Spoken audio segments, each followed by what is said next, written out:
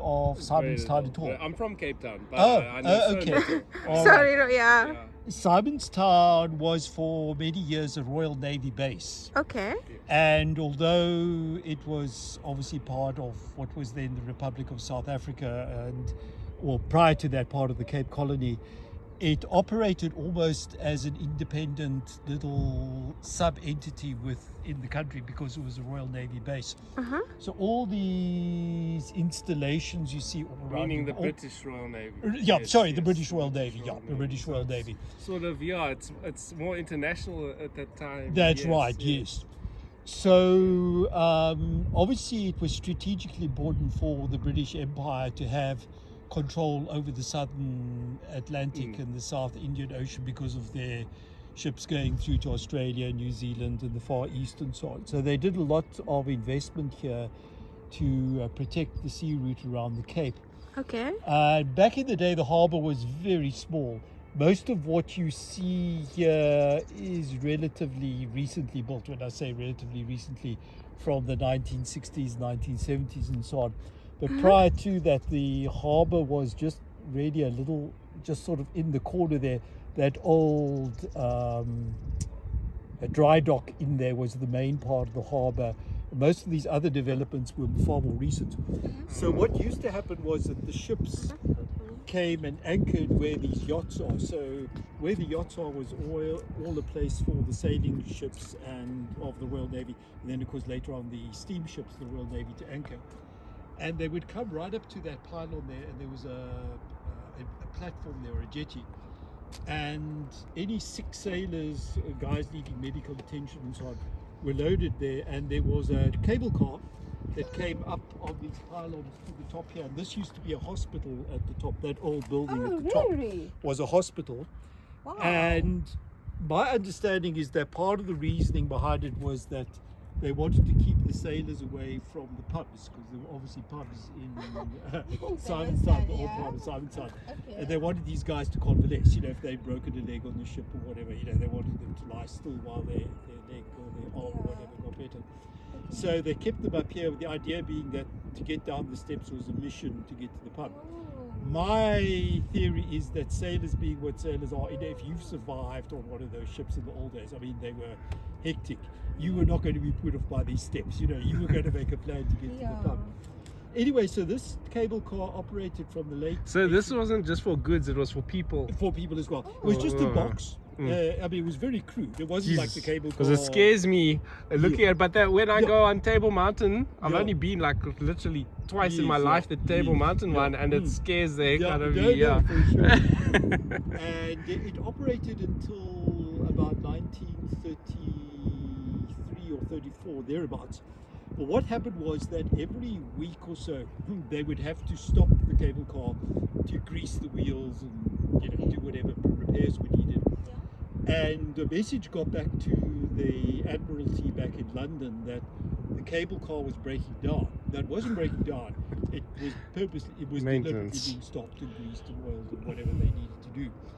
But the Admiralty got it into their heads that the thing kept breaking down. So they said, take it away because it keeps breaking down, which is typical of armies and navies and air forces. This total breakdown in communication and misunderstandings, and they say that there's an oxymoron called military intelligence. And it's true, all the navies and air forces and whatever around the world. So then it kind of fell into disuse. They used it. There used to be wires on top of it for electrical purposes and so on. But of course, it's now slowly rusting away. And then eventually, this stopped being a hospital and became a training venue for the Navy. And then I think it was in about 1953, 54. I can't quite remember my dates. But the Royal Navy then relinquished control of Simonstown to the South African Navy, and they stopped having a permanent presence here. But you'll see all around here, they're all... It's not that long ago in the scheme of things. Yeah, no. I mean, I was born in 1955, so it's kind of in my time, years, yeah. So you'll see a lot of old gun installations from World War II. On top of that hill over there, there's a huge... we saw that. It was so fascinating because we have never been there before. Believe it or not, that gun was so powerful that it could fire shells over the back of Table Mountain there into Table Bay. So it was Wow. used to provide Okay. protection for Table Bay Harbour. Not during just World here, War II. but the other Not just side. here, but they, obviously they I would mean, have who would guys guess in that side eh? giving them Instruction. range Mm. and direction and so on for their firing. But they could fire from there and provide protective cover into Table Bay. Where is Table Bay from here? Right, if you go, that's Table Mountain in front of us. Yeah. So if you just go over that, that's Table Bay where the harbour is.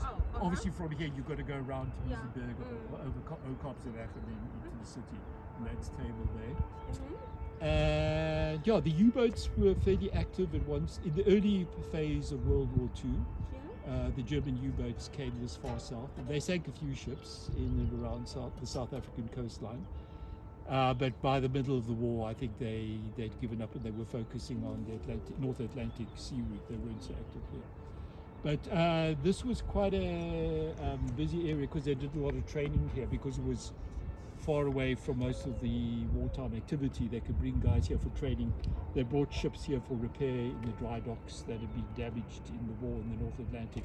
They could bring them here and repair them fairly comfortably, knowing they weren't going to be bombed or anything, because the shipyards in Europe and of course particularly the UK were being bombed all the time. Yeah, they knew they could bring them and repair them in safety and so on. So this was very, very busy during World War II, and in the years afterwards there was still this huge Royal Navy presence, which slowly declined with the passing of time. For many years, actually, one of the ships that participated, do you know what the D-Day landings were? Yes, it was in France. In France, yes. So that's when the Allied forces crossed the English Channel at the end of the war to land guys on the beaches of Normandy. And one of the ships that participated in that the D-Day landings was actually here for many years. It was a minesweeper. Made out of wood, believe it or not. They used to make the minesweepers out of wood because the mines are magnetically operated. So they made the minesweepers out of plywood, believe it or not. I know it sounds bonkers, but they were made out of plywood because they didn't detonate the magnetic mines. And so it was one of the minesweepers that was at the front of the convoy. Sure. Was here many years. Have you seen, there's a submarine there on the hard surface down there it's all in black with a red Yeah. That's a submarine museum. I Wow. highly recommend you visit it. It's not suitable for the little ones. I think they will get bored. Okay. But there's a very good tour that they do. And you just pitch up. You don't have to book. They take you through in groups of 3 or 4 or 5. They can't take you through in bigger groups. But they've got a whole bunch of tour guides. And you just rock up and they will take you through there. It's super interesting to learn It's about during life. the week hours. Over the weekend as well. Oh, okay. And I think it's open pretty well 7 days a week most of the year. Okay. And there's also a little museum attached to it that with all the submarine equipment in it as well that you can explore and look at. But I think the little ones are a bit too little for that. Yeah. They'll get bored. But it's super for adults and for teenagers. It's super interesting. And what else can I tell you about Simonstown? So that the Royal Navy history is very closely entwined. Have you seen there's a statue down here on the jetty for Darwin? This little jetty. You see where that little white? See where that green roof building is there? Yes. There's a jetty just behind it with a white boat, and then beyond it, the jetty stretches to the end there. There's a statue of Charles Darwin there. When he did his famous, do you know who Charles Darwin was? I'm a Kenyan, so I don't know. Oh, okay. He was the guy that came up with the theory of evolution back in the 1800s, late 1800s. And he did a world tour which basically inspired his writing of a book that was about the theory of evolution, which I can't remember the name, that's super famous. Oh my goodness, the name has just gone out of my mind. But he did a 5-year tour, and towards the end of the tour, he was on a ship called the Beagle. The Beagle called here, and he explored Cape Town over a period of about 2 weeks as part of his expedition. And he said something about it being the most boring place in the world that he'd ever visited. He was very uncomplimentary. Yeah. The people said there were a couple of reasons for it. First of all, he'd been all over South America, which of course was very interesting and rugged by comparison. He'd been to Australasia and so on, which was far more interesting. Also, he was at the end of his trip and he was just, I think he was just fed up and he just wanted to go home, you know. Yeah. But he met with Herschel, the very famous astronomer and mathematician, who was based at the observatory here in Observatory. There's a very famous observatory there, which was also linked to the Royal Navy and to providing timekeeping services for the Navy and for the ships and so on. And Herschel actually was the guy that inspired him to write his book and said, you know, don't just write a book about what you've seen, write a book about what you think it means, basically. And so that was a very transformational, he didn't learn much from his time here. I don't think he saw anything that he found remotely interesting from a geological or zoological point of view. But Herschel was the guy that inspired him to then, the book is called On the Origin of the Species. And it was the foundation stone of the whole theory of evolution by natural selection. Other guys had also got theories of evolution, but Charles Darwin proposed the idea of evolution by natural selection, which of course is still highly controversial to this day. But he was the guy that came up with. So there's a little bust in his honor down there on the jetty, because his ship called him. About 2 years ago, there was a huge celebration. There was a round the world expedition in his honor, and the ship that was part of that it was a sailing ship, actually came and moored here just off the harbour for a while. So yeah, Darwin has a link here. Do you know the famous Admiral Nelson? Heard the name, but I can't. He stayed here for a short while on one of his many trips. Nelson was the guy who defeated the French at the Battle of Trafalgar and basically secured British naval dominance. From then on, none of the other navies in Europe were able to compete against the Royal Navy, after Nelson defeated the French in the Battle of Trafalgar. Basically, the Royal Navy then emerged as the dominant naval force both within Europe and around the world.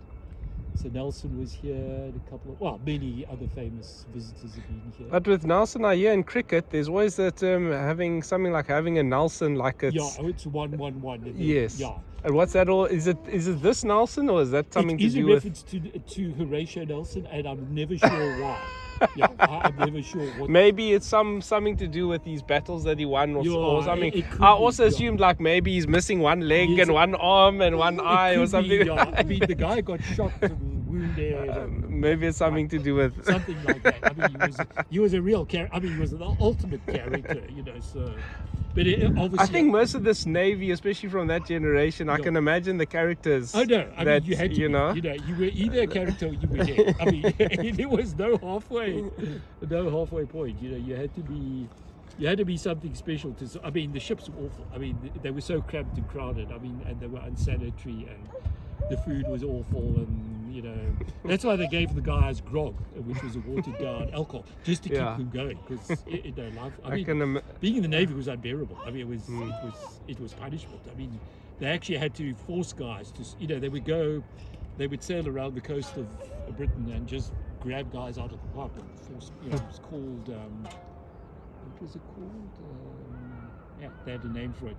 They're basically grabbing guys off the street and forcing them into service. Press ganging was called press gang, because service on the ships was just horrible. I mean, you were sleeping, in a bunk about.